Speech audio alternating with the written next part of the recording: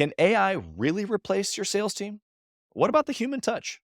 Let's dive in with Glenn Poulos as we discuss the power and the pitfalls of AI and building a business. Well, Glenn, I just appreciate you being here. You've got an incredible history when it comes to business, but also sales, and I've seen some of your stuff online, and you've got this approach about you that I think our listeners are going to get just a bunch of value from.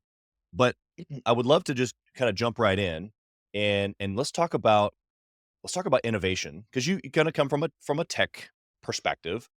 Sales and tech are merging together. I'd be curious to hear what you think about that right there. Just tech and sales coming together. It's 2024, almost 2025. What's new and happening in the world of sales right now that maybe you're using or that you're talking about tech and sales related?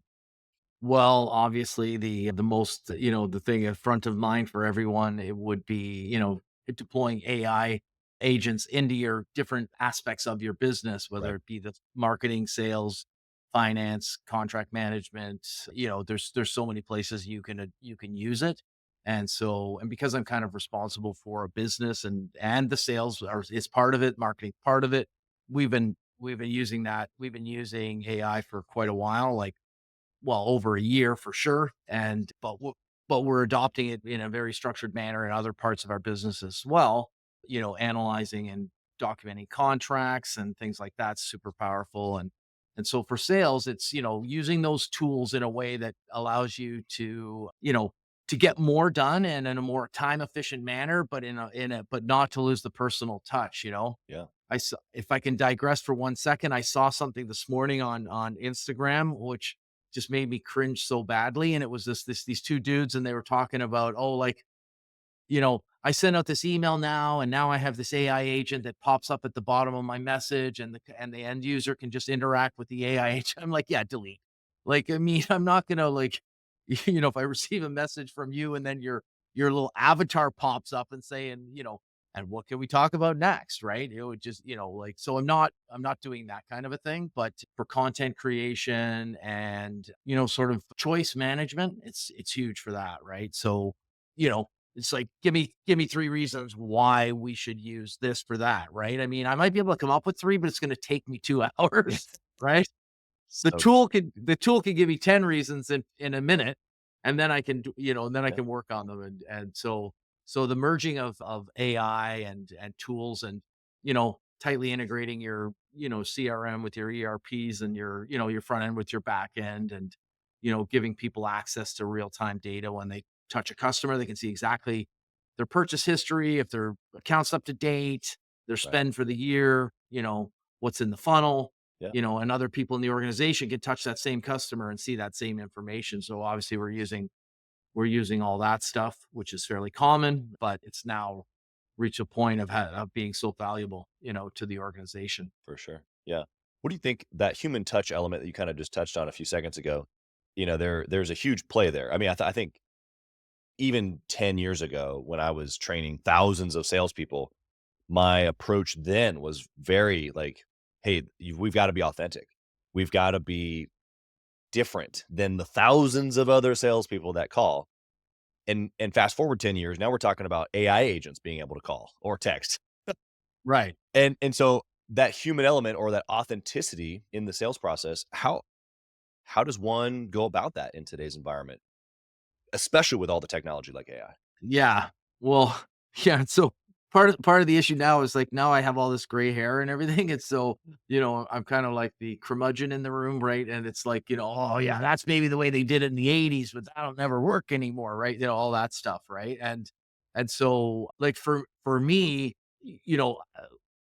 prior to AI and this agents and things like that, making those calls and I couldn't even get a real person. I couldn't even train an outsourced real human being to do it.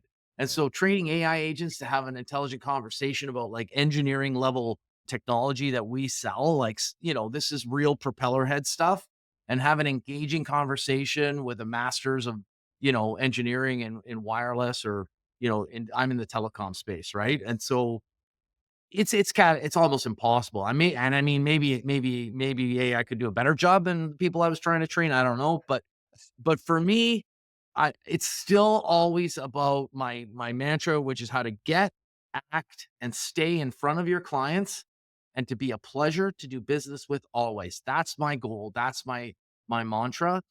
How do I get in front of them, stay in front of them, and act in front of them Yeah. so that I'm relevant and that I'm a pleasure to do business with? They want to invite me back, even if I don't win. I'm the first guy they want to call, but not be there, right? Like not be there. You know what I mean? It's not like I'm not trying to outsource myself, right? And there's parts of the job that I love that I can automate now and take the drudgery away. But when you're selling high ticket items, that stuff's done on a relationship basis and, and I'm sure somebody's buying a G5, they want to go for a ride in it and, they're not going to let some automated attendant show them a video about flying in their private jet, right? Yeah. They're going to meet the top guy and they're going to go for a ride and they're going to experience it and that's kind of world I came from and the kind of world I'm still in, right? I mean, there may be products out there that can be sold online and in a semi-automated way, but the things that I still sell today are physical items, that get bought, sold, and used by a business, and they typically need to feel them and touch them before they buy them, and that takes human interaction, right? Yeah. So Yeah. Yeah, and I would even take it to another level. I mean, Gathering the Kings is one of my businesses, and it's a community for entrepreneurs, and so there's nothing physical that I'm gonna give to you. You get a membership to this wonderful community of other people, and you can maybe come on a trip or something, but, the tangible piece is hard to sell, the intangible piece is hard to sell. yeah, They're both yeah, done on relationships, yeah, and so I think that you're right that, AI will be always a tool, and I think that I'm excited, like you, to continue to use the tools to make things better, but that human element, in fact, I was talking with one of our members, I don't know, maybe 2, 3 months ago, and he said that, we're on this wave of to AI or to technology and removing the human aspect. All it does really, for the ones that understand it, it gives us the ability to press into the human element in our sales process or in our communication with our customers, staying in front of them, like you said, being a pleasure doing business with, but using those human moments really, really strategically along the way. It doesn't mean that it has to be the human the whole time. It just means that we've got to know how to make that human connection throughout the process, like we did before, but while using some of the efficiency of the technology, exactly. right? Yeah. Yeah, I mean, and it's just like advancing from the horse and buggy to a car, right? I mean, you can get there quicker, right? But you still gotta show up, right? Yeah. So Yeah, it's so true. I've been re-listening to some old written work that was kind of around that time, early 1900s and Henry Ford and all that fun stuff, and he was right. laughed out of many, many rooms because of Yeah, this, right? yeah. And so My favorite saying is you can have it in any color you want as long as it's black. And yeah, well, and he got uh, a bunch of yeah, hate for, not changing the model quick enough, and he just kinda held on, probably longer than he yeah, needed to, but right. made a fortune doing it, because Yeah. he had a niche on the market, and so all that to say, what do you think that, you know, inside of your industry, specifically telecom, and this is not your first rodeo in this industry. You've been kind of Yeah. around for a minute, and so how do you think AI is changing the experience, not just for you guys as salespeople, but for your clients using your products, your physical products and or the services?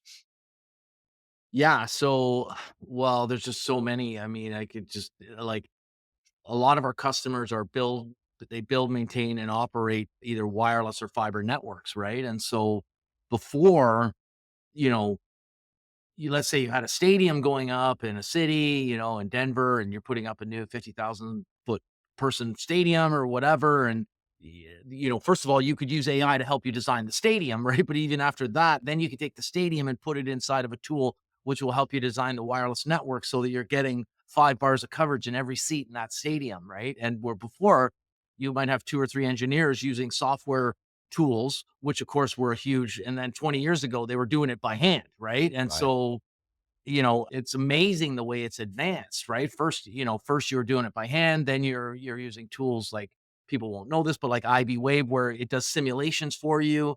And then, but you put in all the parameters, the walls this thick and, and this many feet and this many seats and whatever. Right. And now you just take the drawing and drop it in and say, give me a design, right? And tell me how many bars I'm going to get in every seat. And obviously you're going to go in and error check it afterwards, and automating the schedules and all that stuff. That setting up the best pattern for, when you've got technicians and truck rolls and things like that, right? What's the best way to route the day, which thing to do first, take the weather into consideration, take the traffic I Yep. mean, it's just endless, right? And I saw a video on a pharmaceutical company, and I need to probably watch it 6 more times so I can remember it, because I Yeah. say it takes 7 times to remember something. Right. But the one time that I saw it, like, they use AI in every single aspect of the business of designing drugs, and it's mind-blowing when you watch the video on how everything is processed through AI, like from onboarding staff to designing drugs, right? And Yeah. the testing of it, all of it. And it's like, "Oh my god, I never even thought of that, and I never even thought of that or that or that or that," right? And they're really using it to its maximum, benefit that they can right now, right? And I think a lot of companies will start doing it. And the ones that don't are going to get left behind, right? And it's like kids in school. It's like they say about kids in school, like, well, they're all going to be using Chat GPT or something.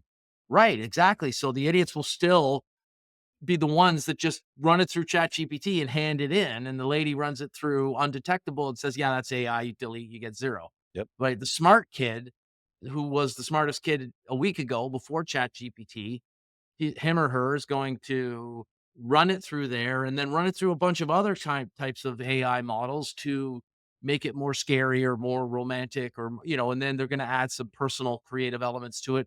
And they're going to end up with the best AI adapted story in the classroom, just like they did, a year ago without the tools, right? For sure. That's where the rubber meets the road for me, is how you use the tools.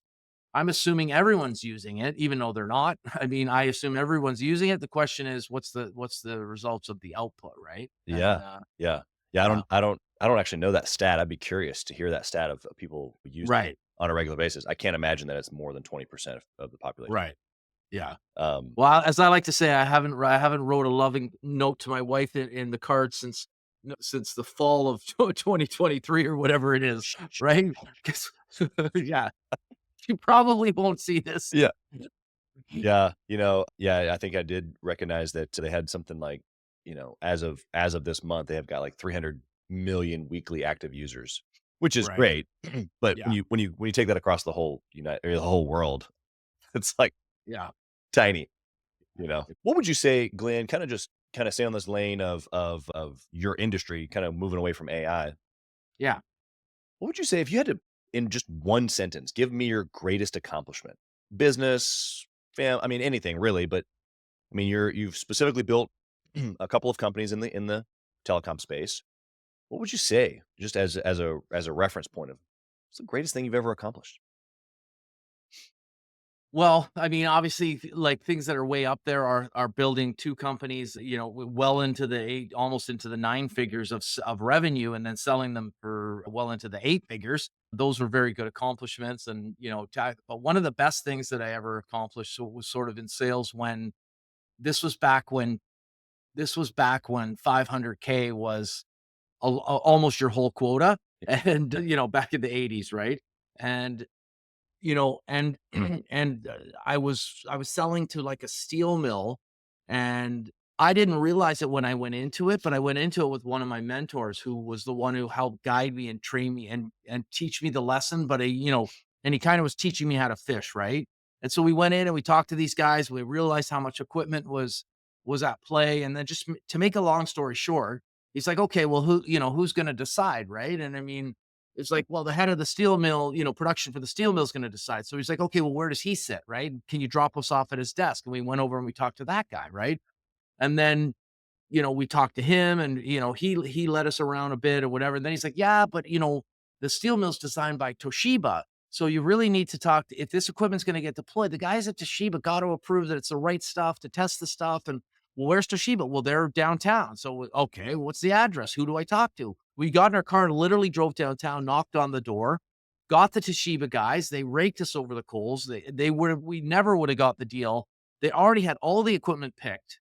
We were able to turn it around, right? Wow. And so through hook or crook, we talked to them, And then they were telling us, yeah, but we're only responsible for the spec. All of the equipment is bought through Gullivan International, one of the world's largest electrical, fulfillment houses, right? And there anything with a plug in it got to go through Gullivan. Well, where's Gullivan? Well, they're back over by the steel plant.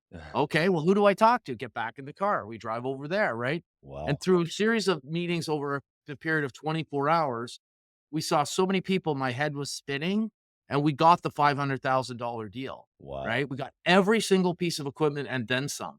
And I mean, because while we were there, we were learning more and we were adding bits and pieces on, right? And I think it was like 550 grand.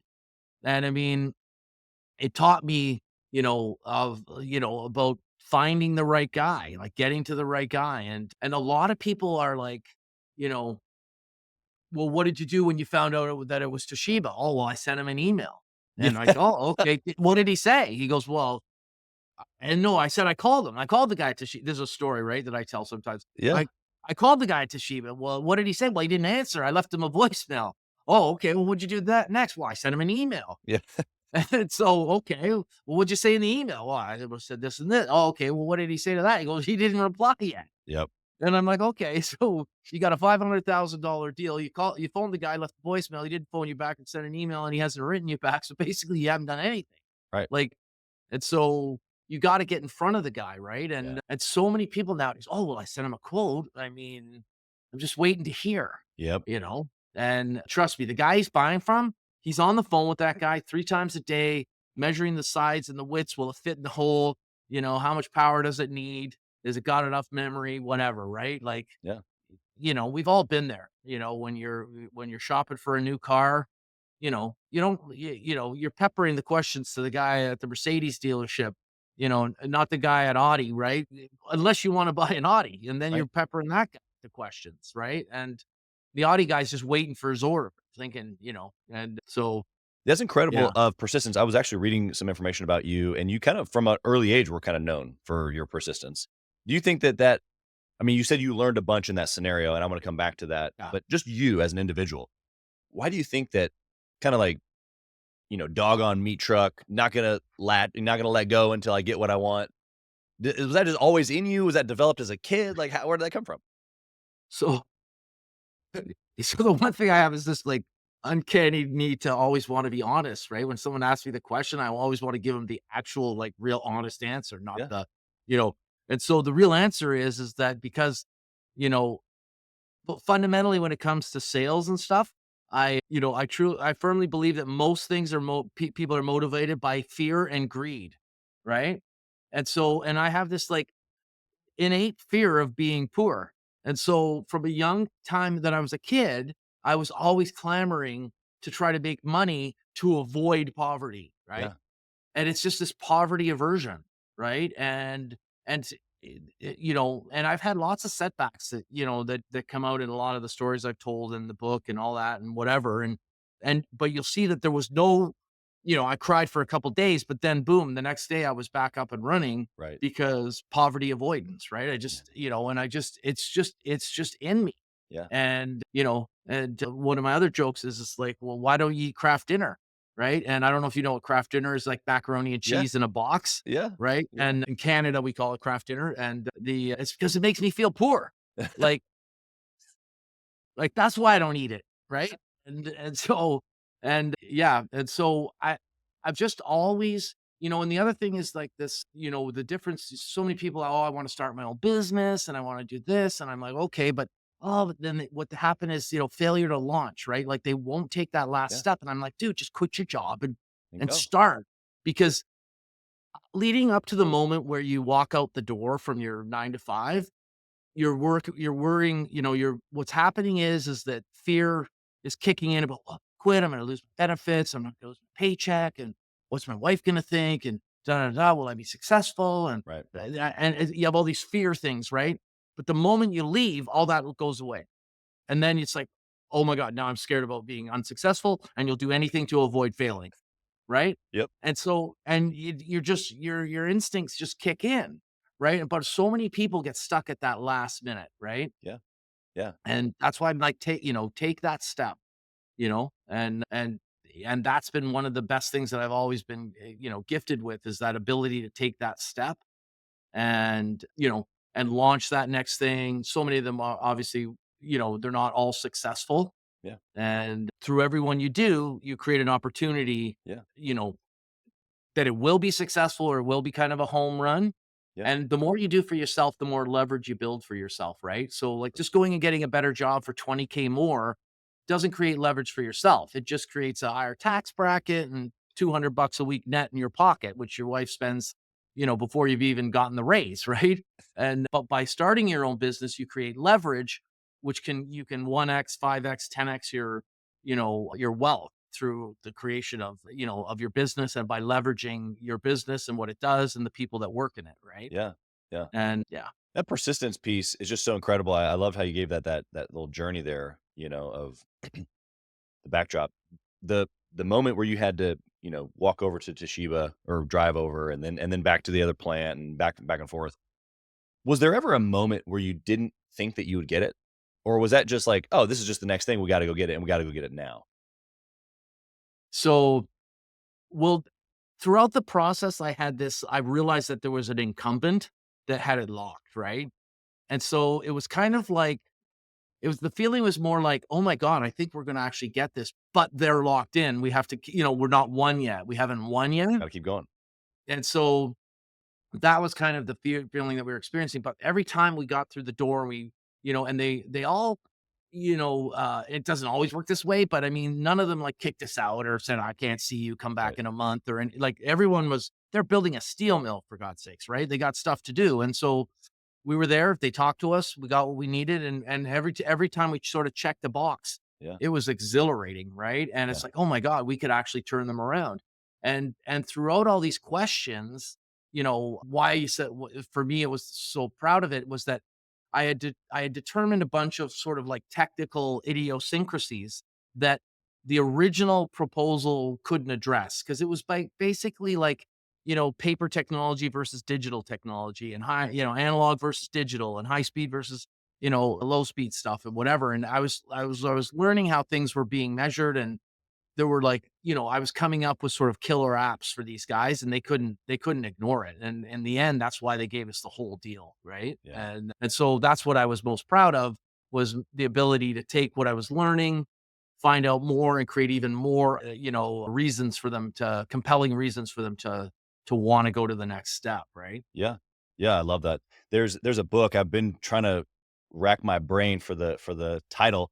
My editor's gonna have to put it right here or something, but it talks about this blue vase mentality, and the story, it's a nonfiction story, or it's a fiction story about, someone who's trying to get after this blue vase, and he literally does not stop at anything throughout this entire story until he achieves this blue vase, or gets it.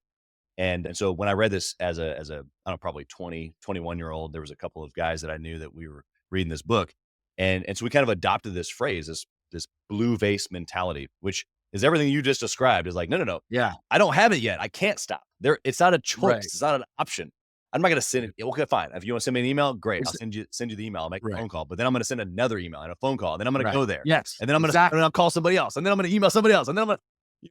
Is that The Go Getter by Peter Oh yes, Kine? yes. There you go. Yeah. Yes. Yeah. The Go-Getter. What a great book, and written. I knew that because ChatGPT told me, Yeah, there you go. That's awesome. because I use ChatGPT for everything. Yeah, and actually, and the producers in the background, she's Blue Vase, maybe I had it right, the Blue Vase. Yeah, that's good Story stuff. by, yeah, There's several of those types yeah, of mindset yeah, books written so long ago, but that principle of, like I said, dog on meat truck, like, yeah, there's just 0 chance you're gonna shake him. yeah. And that's it. Yeah, and that's exactly the way I sort of treat things. And of course, shamelessly plugging my book, Yeah, 57, never sit in the lobby, and 57 tips, right? And that's what it's all about, right? It's like, for when he asked for a quote, show up the next day with the quote in your hand. He's like, "Well, you asked for a quote. I'm here. Here's your quote." Right. And then, can I have a tour? Or, like, give me a tour of the building. Right. And there's so many things. And then, when I'm with a customer, I always sort of know the next time I'm going to see the customer, because I try to set it while I'm there. Right. Like, whatever is appropriate. Right. Like, if we're in the middle of a sale or whatever, they're like, "Oh, like, drop me off this technical bulletins or send me a PDF of those technical builds. I was saying, well, you know, I'm in here seeing Sally in 2 days. Why don't I just drop it off? It's like, oh, well, if you're here, you can drop it off, right? Right. I mean, I wasn't, but now, But now I was. now I will be. Now I am, right? That's And right. so, yeah, which is why I'm always joking people about, well, what days do you work from the office, like getting your schedule organized, and I'm like, and they're like, oh well, usually I spend like Fridays and sometimes Mondays in the office, and I'm like, oh, so you have a 4-day weekend? And they're like, what are you talking about? And I'm like, well, you're going from Thursday till Tuesday before you made another sales call, right? Like, if you set it up correctly, your week should be pretty much planned.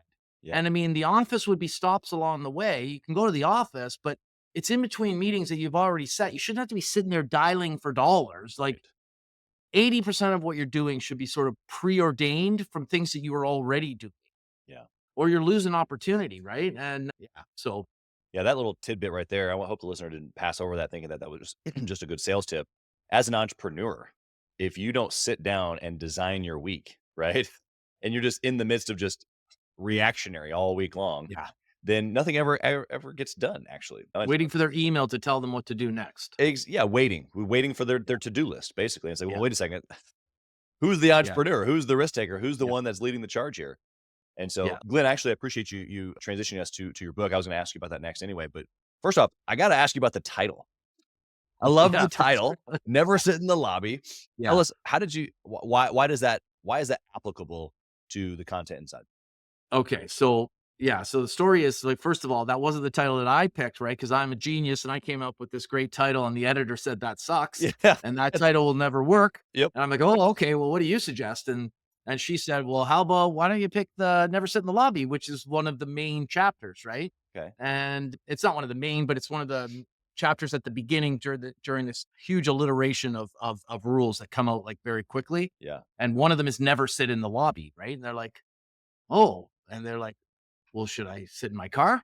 And I'm like, and I'm like, no, dude, like, show up on time. And when you're in the lobby, be standing up. Stand. Right. Goodness. And they're like, well, why? And I'm like, well, because when you sit in the lobby, then you pull out your phone, right? We pull out your phone, you're looking at your phone, you got your head down, customer comes in, he's 6'4" buyer, that you've been waiting to see. You're sitting down, crouching over your phone, telling the wife you'll bring the milk and bread home. Don't worry, honey, right? And this is, are you Glenn?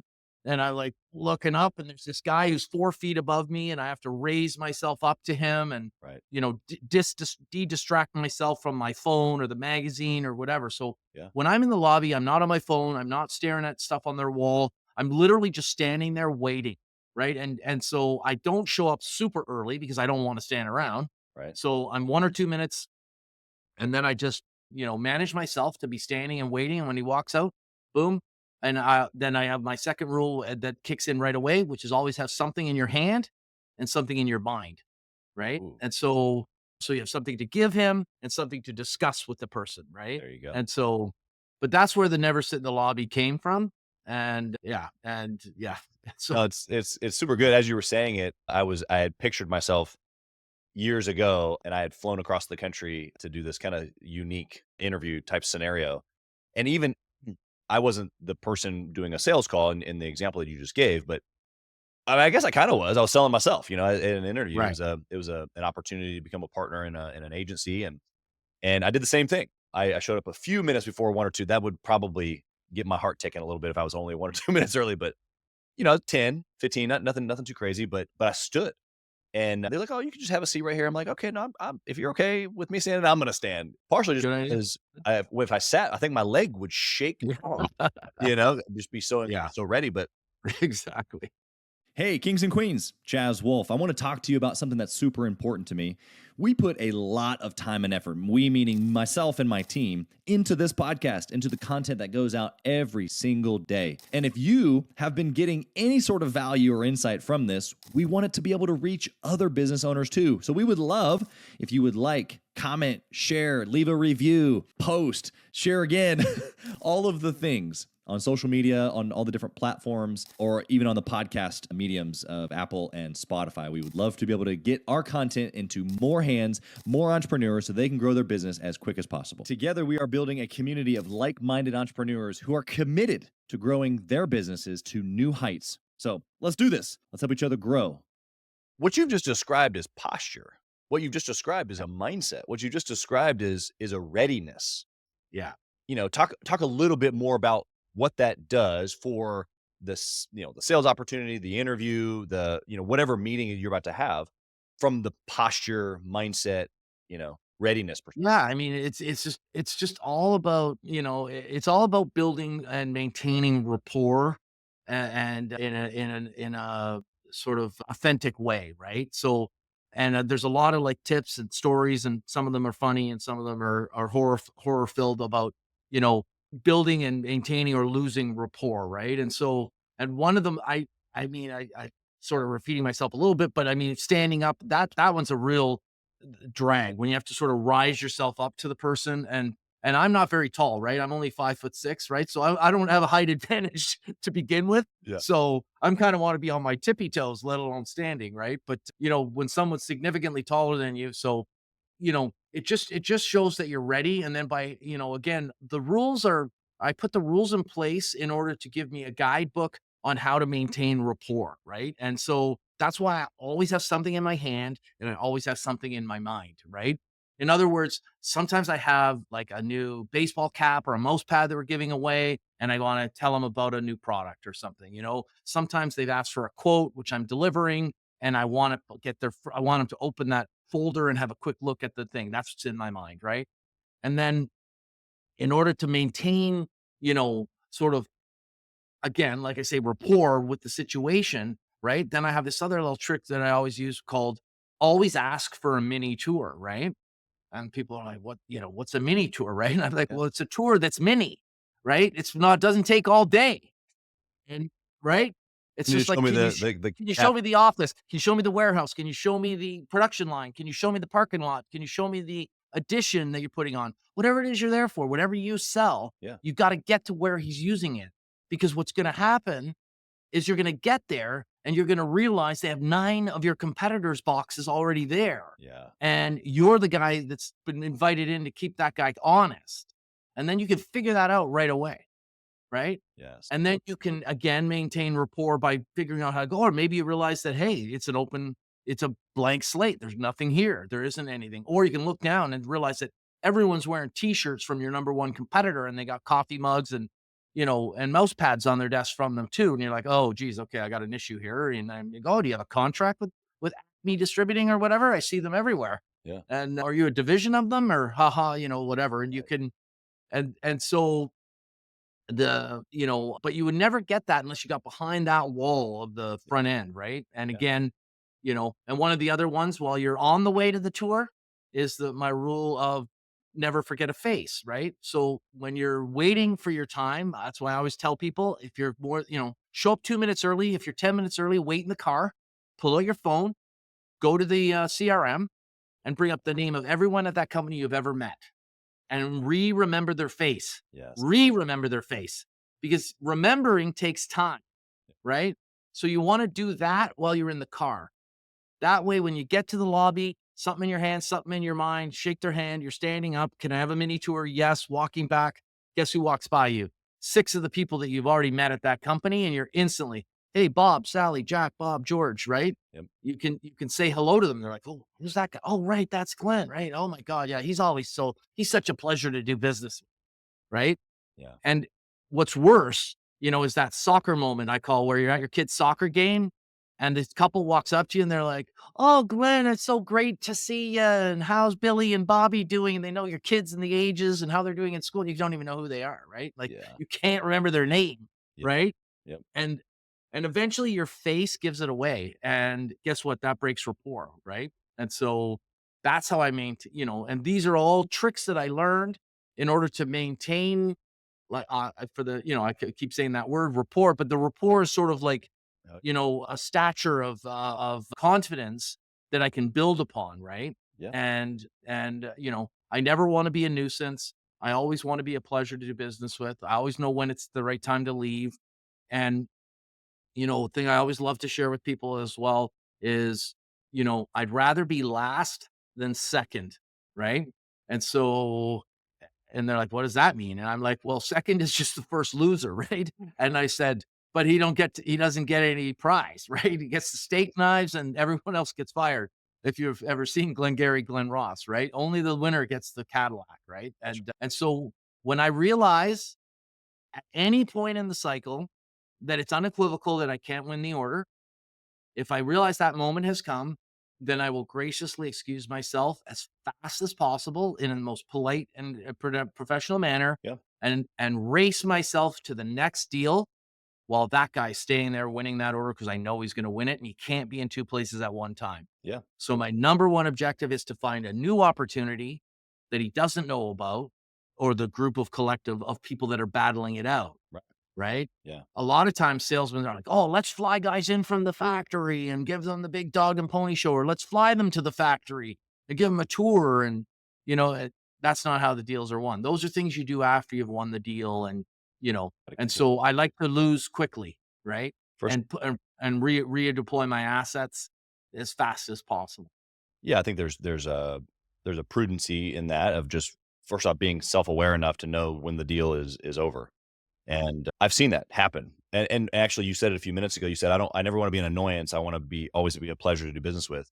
And Right. that's that gray, where you Yeah. cross over to annoyance is like the decision's probably already been made, whether it's Yeah. obvious or not. You as one of the sales folks or the competitors should be paying attention, should be in tune enough to know that the official decision has been made, but I can clearly see the writing on the wall. Let me back out. Let me go take advantage of a different opportunity. I love that. Yeah. Yeah, there's a really good story in the book I've never sold tow motors, but I refer to them a lot. But you mean like forklifts, that are in a warehouse, right? Some people call them tow motors, some people call them forklifts. But the and I won't tell you the whole story, but I'll just tell sort of the beginning and the end, which is basically you call the CEO, right? And I've done this with my equipment, right? But with the forklift was more a universally something people could relate to, right? Call the CEO and it's like, "Hey, I heard you guys were buying some new forklifts for the warehouse expansion, and we have the new battery operated ones. I thought you'd be really compelled to. I'm not. I got nothing to do with forklifts. What are you talking about, Glenn? My vice president of warehousing takes care of all that." And I'm like, "Oh, well, is that Jack?" And no, it's Paul, right? No, okay, fine. Let me call Paul. It's like, "Hey, Paul, I was just on the phone with the CEO, and he said I needed to get a hold of you to go over this tow motor stuff, right?" And he's like, "I don't do the tow motors. The director of warehousing is he's whatever, some other guy, right?" And then he puts me down, and before you know it, I've gone 6 levels down to the floor, the foreman, Yeah. who manages the tow motor drivers. And then, but at any point in that, I know where, like, financially it's $120,000 tow motor that in this company the VP is going to sign off it, but at this company the CEO is going to sign off on it. And so when I'm doing the demo and I'm there and I'm showing them that I'm bigger, faster, wider, deeper, 20% cheaper or whatever, that's when I call the CEO again and I say, "Hey, Larry, the guys are blown away at this tow motor. I know this is going to hit your desk. You need to come down here. 2 minutes. It's all I asked for. Come and have a look at this tow motor." And before you know it, the CEO is in the warehouse checking that thing out. And now that's how you break from them buying all their tow motors from Toyota, right? Yeah. And I've used that. Always start as high as you possibly can and work your way down as low as you need to go so that you can go back anywhere in that stack without having to ask for permission. Yeah, you've got their connection in the name and Yeah. and some rapport. Yeah, you're dropping fire, Glenn. I hope the listeners paying attention. I mean, I've been in sales a long, long time, and some of the things that you're saying are just super quality tactics. I love it. What would you say? Kind of switching gears here on you a little bit, but Yeah. you've had a lot of success in the two businesses that you've launched. Obviously, all the individual accolades and even just the sales stuff in between that you've kind of given us some tidbits on. What do you think that success? What impact has that had on your family? Well, a few of them got jobs at some of my companies, so it's had some pretty positive impact. And Yeah. some of them have come to work at the companies and then gone on with those skills. A lot of them are in sales, but Yeah. to work at better suited companies to their particular niche. Sure. And so that's been, very good. And, the sale of the first company did not go as smooth as I had hoped. And I needed to sort of, let's just say I needed to build a second company. And so, but the sale of the second company sort of allowed me to sort of do anything, not nothing, but anything I wanted to do at that point. Right. And so, it's provided a little bit of freedom and, some of that stuff. But, I'm not really motivated by, like, bigger boats and nicer cars or things like that, but there are some, experiences and things like that we've been able to enjoy and Yeah. stuff like that. But also, there's, like, in the last company I sold, like, 70 people that were, have all done well. Many of them have bought houses and things like that. So the extended families have all done very, very well, and been able to, sort of from the ground up create things like profit sharing plans that were unique to, to a lot of people that I've spoken to and the way they're deployed and sharing of the wealth and stuff like that, which has provided with me with a lot of, sort of just good feelings about Yeah. not just lining my own pockets, if I could say it that way. Yeah. Yeah. So those are some of the great things. I think the Yeah. challenge for you and your family as you were building a company, selling it not going the way that you had hoped, having to build a second company. What was the difficult part of that, kind of behind closed doors for you and for your family, having to do that together?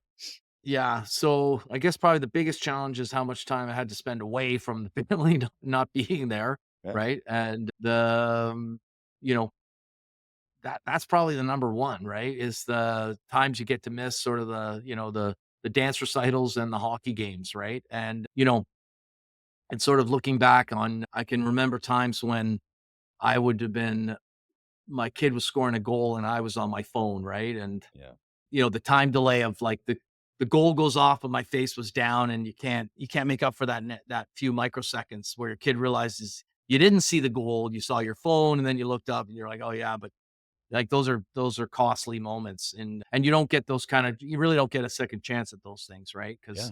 Because those days go by really quickly, right? Yeah. So What would you say to the listener right now, he or she, they're building a business and maybe they what you just said was like, oh, right, a dagger, right? And they're like, "Ah, man, I do that," where I look up and I've just missed a moment or maybe I wasn't there. What would you say to the younger Glenn or the person listening right now that maybe is in that position right now that they can adjust? How could they? Should they adjust?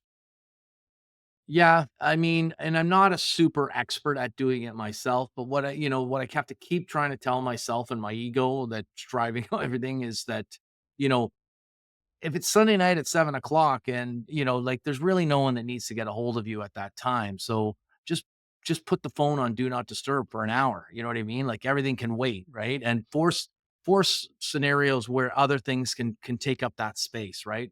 Yeah. Put it up, put the phone down, put it away, leave it in the car when you're in the arena, those kind of things, right? And allow those moments to happen naturally, the way they have for thousands of years before the cell phone, right? And so yeah, because half the time we're glancing at our phone, we're just doing it out of habit, right? And but also, you know, I didn't make this one up, right? But the whole idea of 18 summers or whatever you get with your kids, Yeah, right? that's right. That's all you get. So if you're gonna buy a boat, you got to buy it when they're young enough to want to go water skiing, right? Yeah.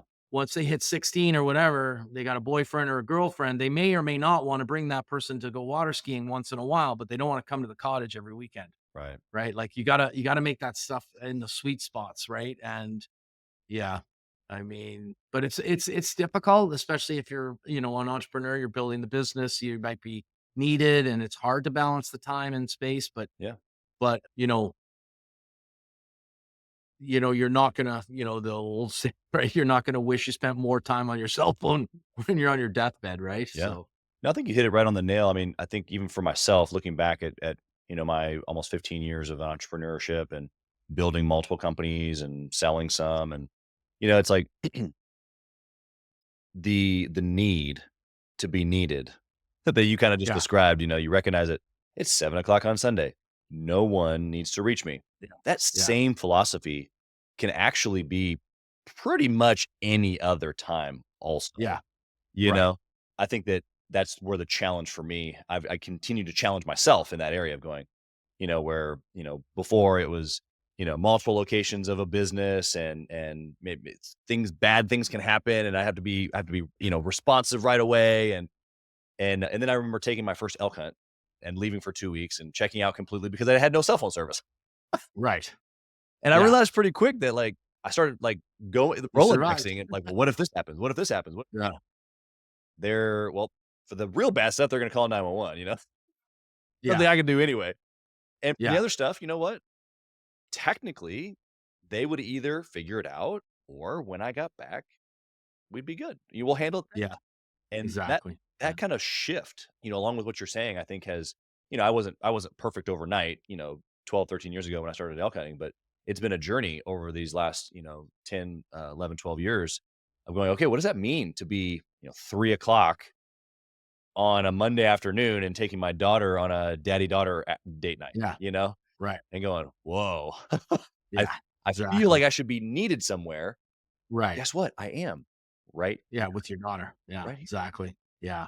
It's pretty cool. Yeah. And I mean, and you said bring it into the day. Like one of the ways I do that is so it could be 7 o'clock on Sunday, but the way I do it in the daytime, like in my office, a lot of what I do now is sort of triaging problems for other people, right? Like they come to me and the old door, my door needs to be always open unless I'm with someone, it has to be close kind of thing. Yeah. And because that's my role is to support all the managers and things like that, right? And so one thing I learned, I don't know where I learned it, but a while back I learned and I've used it ever since. So on my desk, right? I have the front of my desk blocked so you can't sit in front of my desk. And I've moved the chairs beside my desk. Like the chair is right here beside me. You can probably see it, Yeah. right? Yeah. And so when someone comes in to meet with me, they have to sit beside me. And I just hit Windows M and it basically it causes all my monitors to go to blank screen, right? And I take my cell phone and I tip it down and then I turn my chair and I'm kind of exposing myself. I don't have the vanity protection of the desk, right? Yeah. Which is not, yeah, that's not to be discounted. How sometimes there's sort of a sense of vulnerability now when you're just sort of face to face with someone. Yeah. But I know how much of a difference it makes in the interaction with the people. And Yeah. I'm not like, oh, let me just check my phone and oh, there's a beep and there's a tingle here and this and that, and whatever. Like when I'm helping them with their problem, I'm focusing on them. The screens are quieted and they're kind of involved. They can see my screens too, right? And I don't know why it helps, but it's been a game changer for me. Yeah. So Well, it just shows yeah, them that you're engaged. I remember my first management opportunity, and it was a cubicle type environment, so there was no office per se, but I had this raised desk, and I kind of see my team, and we were, pretty high high paced environment, and someone would come up to ask a question, and before I made this adjustment, I would just keep, eyes on the screen, eyes on the or, hands on the keyboard, and just keep moving. But I learned just very similar to you that I would stop what I was doing. I would actually put my hands underneath my thighs, like sitting on them on my chair, yeah, and I would turn and face them. yeah, And that power that exactly. you just described Yeah, is real. yeah, So I would it's real. definitely Yeah, suggest that the listener pays yeah, attention. I want to ask you one last question here, sure. Glenn. The I mean, you've shared us your greatest success. Some of the challenges around the family. If you could deposit one last little thing to the younger Glenn listening, what would you give to them that maybe you had wished that you had as far as knowledge, all those years ago when you were first getting started? What would that be?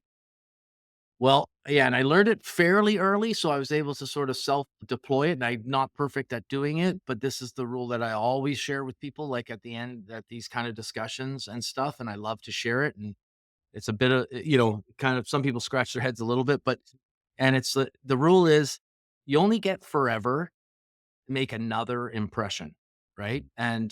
And so people are like, "What are you talking about? That's not what my mother said. My mother said you got to make a good first impression." Right. And I'm like, "You're right. Your mom was 100% right." But the problem is that people begin to lose a sense of what each impression makes on people. And so when you're working in an environment and your boss is walking by you all the time, every time they walk by, you're actually making an impression. So you want to always use that time to make the best impression so that you can advance your career. And and I mean, and for me, it's always worked. And how you put it into practice is when you hear the boss's footsteps or whatever, make sure you're not on Facebook. You know what I mean? Like, don't even look at Facebook when you're at work Yeah. if you can avoid it, but don't alt tab as he's walking past your shoulder. You know what I Right. mean? Like, you want to hear what those footsteps sound like when they're 30 feet away. And by the time him or her gets past your desk, ask them a question. Hey, boss, I'm working on this amazing proposal for such and such. Really excited. I wondered if you could give me a bit of background on the such and such or whatever. Like, always be doing that, right? Yeah. When you're at a company trade show, right? Most companies do trade shows. People go there. It's the best opportunity where most people screw up, right? Because what happens is their feet get sore. They want to walk away from the booth. They get distracted. They want to sit down. And I tell everyone, look, find everyone and that's when they bring in the VPs and the presidents from the divisions. You want to talk to every single one of those guys and say, hey, why is your division? What makes you so great? What's so great about your product line? What's so great about this? And when all that's done and you're done all that, and there's no one in the booth, go in the aisle and pull people in. Yeah. Because the president and the VP, they're gonna notice that, and they're gonna say, hey, man, when it comes to like getting it done, Glenn's your guy. And when they want to give a promotion to someone, Yeah. they're going to pick you. That's right. And so that's how you advance yourself, is by figuring out who you have to outwork and outwork them. And you don't have to like overwork yourself. Yeah. It just works smarter, right? And so always be making an impression, because whether you like it or not, you are making one. So make it a good one. Yeah, I think that advice could traverse over all areas, right? Yeah, that could work in your marriage. That could work it with your Oh kids. That yeah, could for work, sure. Yeah. you know. Yeah, it just super healthy advice. Thank you, Glenn. I appreciate that. We talked about your book. I want to give you just, give us a quick second here. Where can they find the book? How can they purchase it? How can they connect with you? We'll put it all in the show notes, but give us a Sure. quick rundown of where they can Yep. find you. So yeah, it's called Never Sit in the Lobby. My website's glennpoulos.com. You can link to the book and everywhere there, or just go to Amazon. And if you want to talk to me personally, LinkedIn's the best place. Connect with me there. You'll see that I'm extremely active on LinkedIn on a daily basis and highly interacting with people all the time. And so that's the best way to get a hold of me. I love it. Glenn, you're a rock star. I appreciate you being here, giving of yourself and just your history, your experience. Blessings to you, your business, your team members, your family, everybody that's going to be impacted by you in 2025. Thanks for being here, brother. Thank you. Thanks a lot for having me. Thank you for listening to Driven to Win. I hope that you were able to pull out a few nuggets to go apply into your business right away. More importantly, though, I hope that you're realizing that it takes more to be successful than just being by yourself, doing it all on your own, carrying the weight all by yourself. What I have realized, not only in my own journey from multiple businesses and multiple different industries, and now interviewing over 200 or 300 other very successful 7, 8, and 9-figure business owners, is that it's tough to do it alone. And so Gathering the Kings exists to bring together successful entrepreneurs. In fact, we are putting together 1,000 kings, specifically who are grateful but not done. We're intentionally assembling kings who fight tooth and nail for their business, family, and communities. And here's what we believe: that in the pursuit of excellence in those areas, that it ignites within us the responsibility to govern power and forge a lasting legacy. So if that relates and resonates with you, and you know that you need people around you, sharp, qualified, other very successful business owners, I want you to go to gatheringthekings.com. I want you to take a look at what we're doing and see if it makes sense for you to be part of our pursuit to 1,000 kings. Talk soon.